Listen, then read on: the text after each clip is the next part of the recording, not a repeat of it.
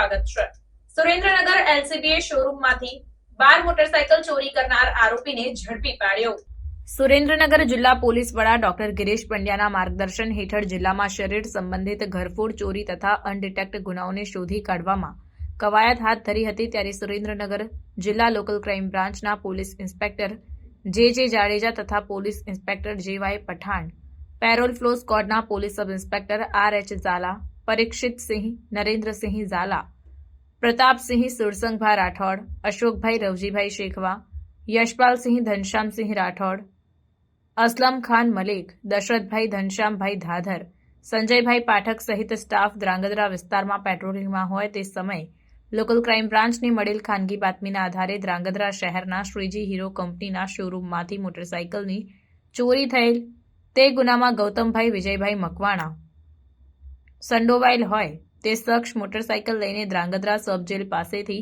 પસાર થતો હોય તે સમયે વોચ રાખી આ શખ્સને અટકાવી સઘન પૂછપરછ કરતા ધ્રાંગધ્રા શહેરના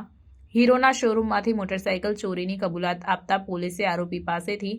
ચોરીના 12 મોટરસાયકલ જેની કિંમત ₹9,16,000નો મુદ્દામાલ કબજે કરી આરોપીને ધ્રાંગધ્રા સિટી પોલીસને સોંપી ધોરણસરની કાર્યવાહી હાથ ધરી સિટી પોલીસે આરોપીનો કબજો મેળવી વધુ તપાસ હાથ ધરી છે। ગઈ તારીખ 6/12/2024ના રોજ ધ્રાંગધ્રા સિટીની અંદર આવેલ શ્રીજી હીરો કંપની શોરૂમના હોન્ડાના શોરૂમની અંદરથી કુલ 12 બાઇકોની ચોરીની ફરિયાદ ધ્રાંગધ્રા સિટી પોલીસ સ્ટેશનમાં નોંધાયેલ અને આ ગુનો દાખલ થતાં ધ્રાંગધ્રા સિટીના પોલીસ ઇન્સ્પેક્ટર શ્રી એમ.યુ. મસી સાહેબે આગળની તપાસ હાથ ધરેલ અને આ ગુનાની તપાસ હાથ ધરતા સાથે એલસીબી અને એસઓજી પણ જોડાયેલ। દરમિયાન એલસીબીની ટીમને બાતમી મળેલ કે શ્રીજી શોરૂમની અંદરથી કુલ 12 જેટલી હીરો હોન્ડા ચોરાયેલ હોય જે ધ્રાંગધ્રા શહેરના આંબેડકર નગરમાં રહેતા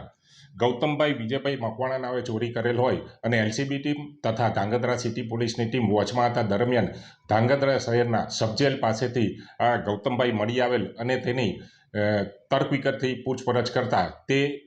ઈસમે કુલ 12 બાઇકો ધ્રાંગધ્રા શહેરની શ્રીજી શોરૂમ હોન્ડા કંપનીમાંથી ચોરેલાનું કબૂલાત કરેલ અને કુલ 12 બાઇકોની રિકવરી કરવામાં આવેલ છે જેની કિંમત કુલ 9,60,000 જેટલી થાય છે અને એલસીબી એસઓજી અને ધ્રાંગધ્રા સિટીની પોલીસ મદદથી ગણતરી કલાકોમાં આ ગુનો ડિટેક્ટ કરી દેવામાં આવેલ છે।